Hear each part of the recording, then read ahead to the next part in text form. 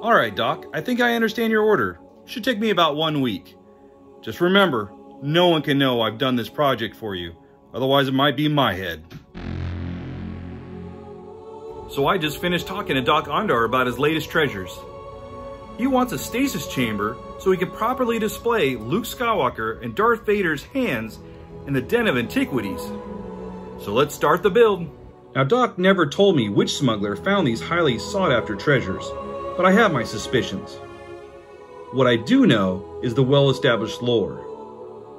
Luke's hand was found by a scheming Ugnaught named Grogan, who in turn was robbed of his hand and his life by Vader when trying to strike a deal for Vader's helmet.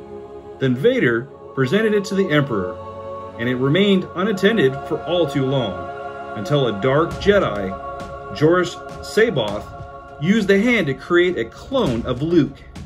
After that, the trail grew cold as to where the hand went. Now for where Vader's hand was found, there's little to be known. Which is why I find it so intriguing that Doc was not only able to find one hand, but find them both. Now without a doubt, this smuggler is gifted in acquiring items that are impossible, but not an expert in preserving tissue. I first tried a hot knife to carve off the carbon scoring, but it was the cyclical Dremel that did the job best. Now finding the correct order of rejuvenating salves, that was the hard part. The best technique I have found so far is making a palette first.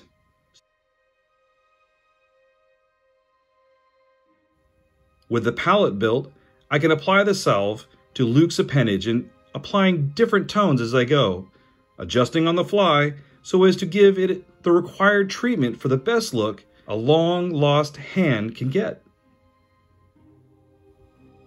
For Vader's hand, apparently some prior caretaker rearranged the parts to be a left hand. So with a little bit of tinkering, I can reassemble Vader's right hand.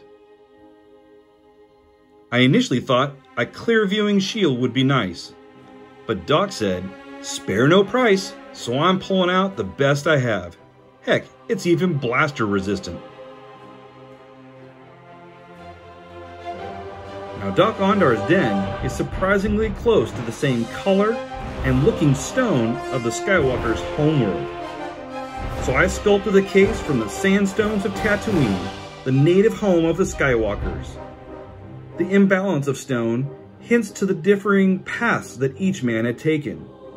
Luke is almost completely embodied by the earthly and lightness of the Tatooine sand, while Vader's hand is partially surrounded with hints of his innocent beginnings at the fringe of a predominantly cold, dark Empire aesthetic.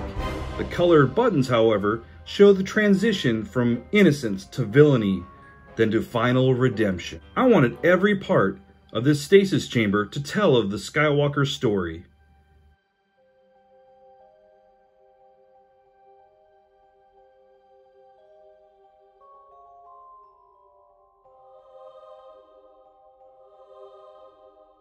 Now when I mounted the hands on the display board, it just seemed a bit sparse. So adding a greebly from the remnants of the Death Star exhaust manifold just felt appropriate.